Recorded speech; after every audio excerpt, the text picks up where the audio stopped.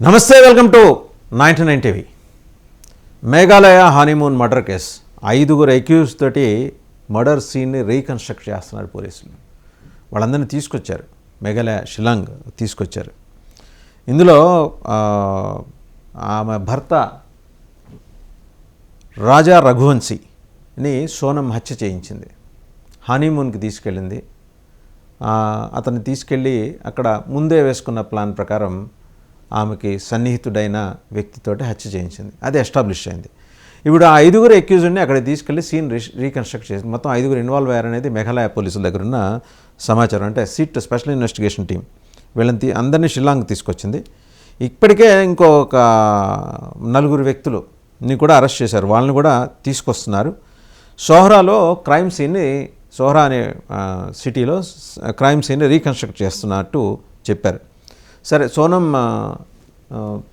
తన భర్తను హత్య చేయించిన సోనంని మెడికల్ ఎగ్జామినేషన్స్ కోసం అని చెప్పేసి హాస్పిటల్కి పంపించారు.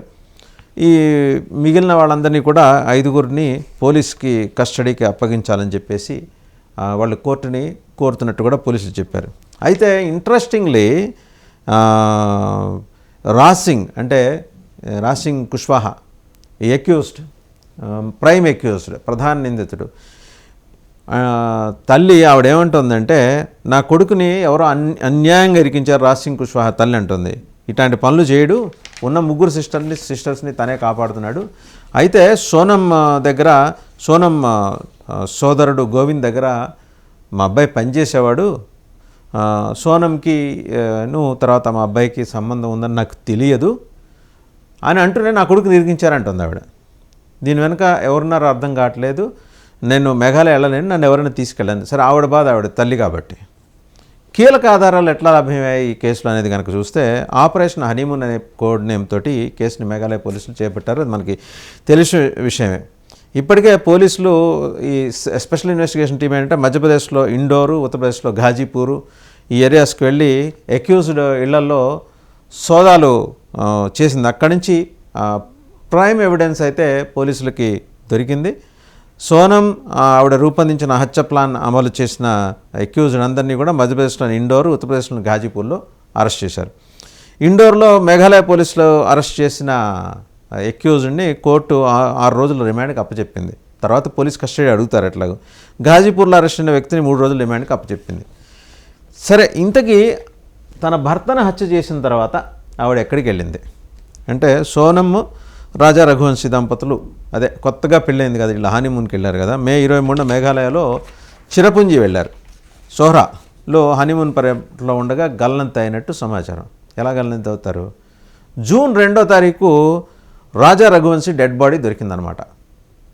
ఉత్తరప్రదేశ్లో సోనంను పోలీసులు అరెస్ట్ చేసిన తర్వాత అసలు విషయం అంతా బయటకు వచ్చింది. ఆవిడ భర్త హత్య జరిగిన తర్వాత ఆవిడ మేఘాలయలోని సోహ్రా నుంచి ట్రైన్లో అస్సాంలోని గౌహటికి, అక్కడి నుంచి బీహార్లోని పాట్నాకి వెళ్ళినట్టు కూడా పోలీసుల దర్యాప్తులో తేలింది. బహుశా ఇన్ఫ్యాక్ట్ కేసును తప్పుదోవ పట్టించడం కోసం ఆమె ఇలా వెళ్ళి ఉంటుందని కూడా అనుమానిస్తున్నారు.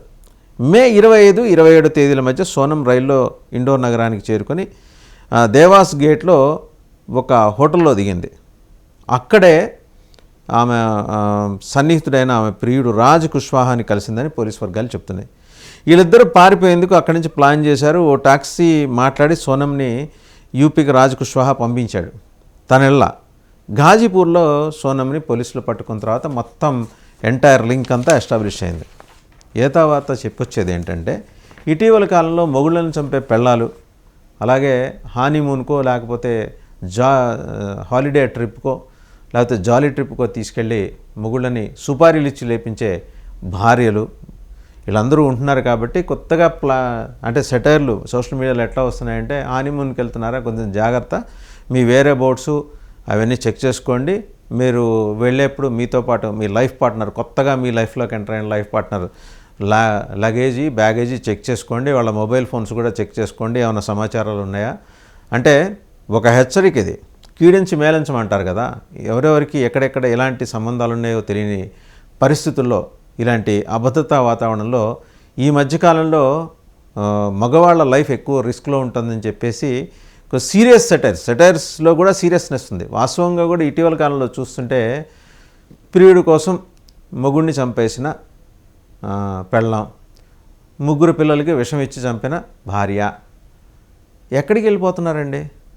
చంపేసి మొగుడిని చంపేశారు, పిల్లలు ఏం చేశారు పాపం, వాళ్ళని కూడా చంపేసి. ఇలాంటి కేసులు ఇటీవల కాలంలో ఎక్కువైనాయి దేశం మొత్తం మీద. దీని మీద సైకాలజిస్టులు కూడా మాట్లాడుతున్నది ఏంటంటే different factors are there. Okay, ఇప్పుడు పర్టికులర్ ఈ సోనం కేసే తీసుకుందాం. ఆమెకి ఇష్టం లేకపోతే చెప్పు ఉండాల్సింది ఆమె హస్బెండ్కి, నాకు ఈ పెళ్ళి ఇష్టం లేదని. తీసుకెళ్ళి హనీమూన్ పేరు చెప్పి తీసుకెళ్ళి చంపేయటం ఏంటండి? ఇప్పుడు అతనికి తల్లిదండ్రులు ఉంటారు, అతనికి తోబుట్టువులు ఉంటారు.